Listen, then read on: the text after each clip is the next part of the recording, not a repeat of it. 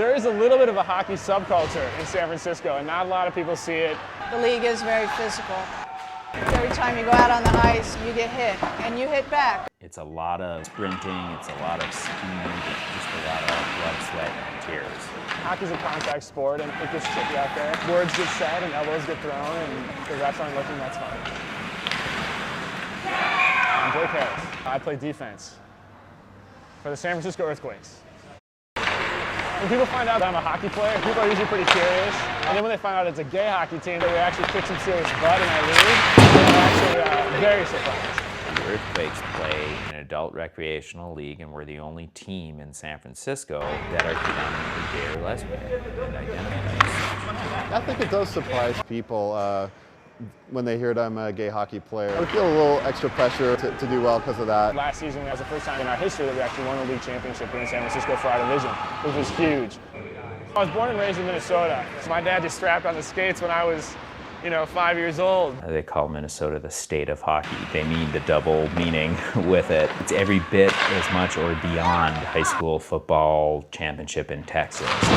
I actually came out after college. My straight friends were really supportive, but after a while they sort of said that I had to stop hanging out with them because I was pretty much just going to die alone and single, and I had to get out and meet some gay people. And I finally stumbled across the Earthquakes and thought I should probably pick hockey back up. They asked me to pick a number for my jersey, and I picked 27 because that was my age when I came out. Oh, the helmet. Here's my rainbow sticker, but of course you want to be fast in hockey. Of course you got to have a girls kick butt.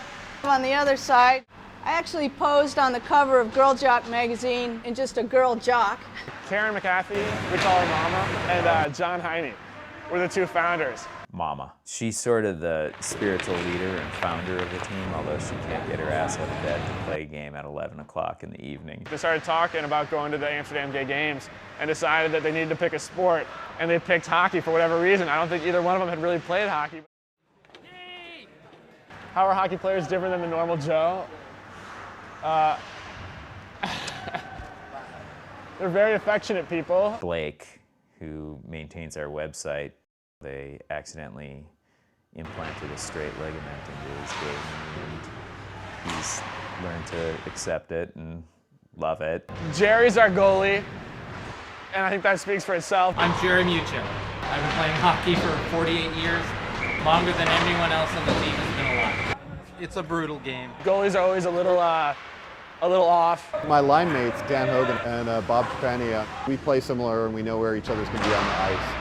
I'm Anthony Perry. I'm a Canadian transplant, born and bred defenseman. If you put me up forward, I'm lost. Lots of time! Bonnie Daly, she's like a coach hockey player, really no strategy. They're more surprised that I'm still playing when I'm 45 years old. They think you're going to get hurt or you're jeopardizing life and limb.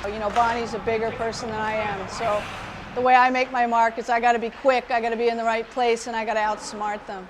Women play or still are predominantly men's teams, and nudity happens everywhere. It's just sort of a reflection of that hockey personality. So what happens in a hockey locker room, it stays in the hockey locker room. The Earthquakes have traveled to Los Angeles for tournaments, Vancouver, Toronto.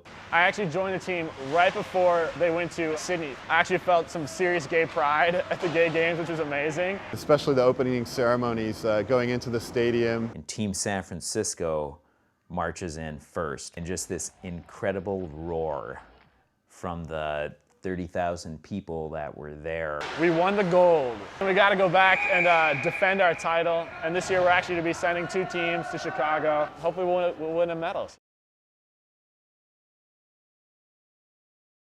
It's been an uphill battle fighting for hockey here in the Bay Area and to get the respect of the referees and the other teams. There really hasn't been any perceived homophobia from other teams that we play against. Occasional comment out on the ice. If they want to start a fight, they'll actually get beat up pretty bad.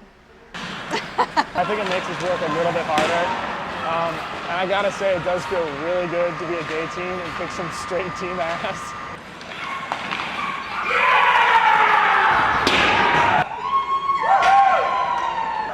Hockey is what unites us, and our gay and lesbianness is what unites us. There's never actually been any sort of motivation, I think, to actually prove ourselves as a gay team. It's just a group of men and women that like to play hockey. So.